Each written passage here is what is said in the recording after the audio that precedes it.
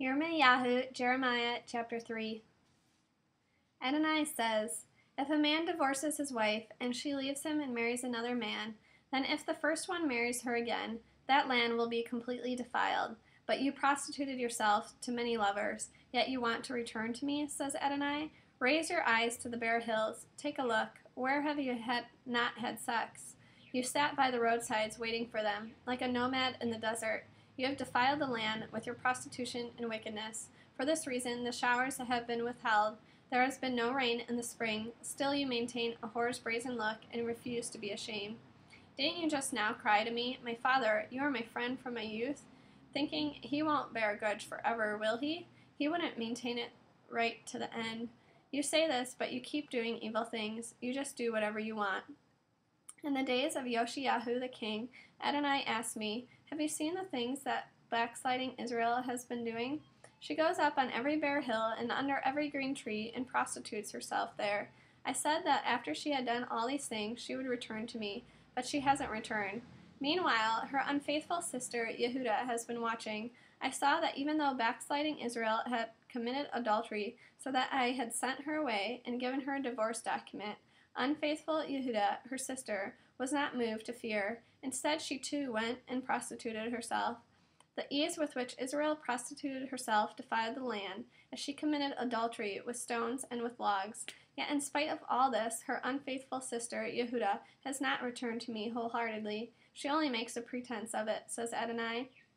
Then Adonai said to me, Backsliding Israel has proved herself more righteous than unfaithful Yehuda. Go and proclaim these words toward the north.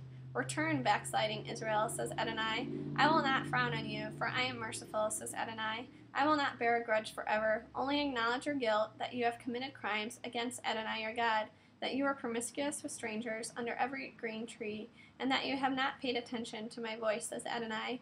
Return, backsliding children, says Adonai, for I am your master. I will take you, one from a city, two from a family, and bring you to Zion. I will give you shepherds after my own heart, and they will feed you with knowledge and understanding. And, says Adonai, in those days, when your numbers have increased in the land, people will no longer talk about the Ark for the Covenant of Adonai. They won't think about it, they won't miss it, and they won't make another one. When that time comes, they will call Yerushalayim the throne of Adonai. All the nations will be gathered there to the name of Adonai, to Yerushalayim. No longer will they live according to their stubbornly evil hearts. In those days, the house of Yehuda will live together with the house of Israel. They will come together from the lands in the north to the land I gave your ancestors as their heritage.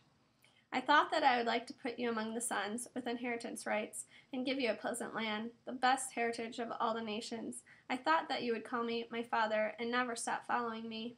But like a faithless woman who betrays her husband, you, house of Israel, have betrayed me, says Adonai. A sound is heard on the heights, the house of Israel crying, pleading for mercy, because they have perverted their way and forgotten Adonai their God. Return, backsliding children, and I will heal your backsliding. Here we are coming to you, for you are Adonai our God. Indeed, the hills have proved a delusion, likewise the orgies on the mountains. Truly the salvation of Israel is in Adonai our God, but from our youth the shameful thing, idolatry, has devoured the fruit of our ancestors' work. Their flocks and herds, their sons and daughters, let us lie down in our shame. Let our disgrace cover us. For we have sinned against Adonai our God, both we and our ancestors. From our youth until today, we have not paid attention to the voice of Adonai our God.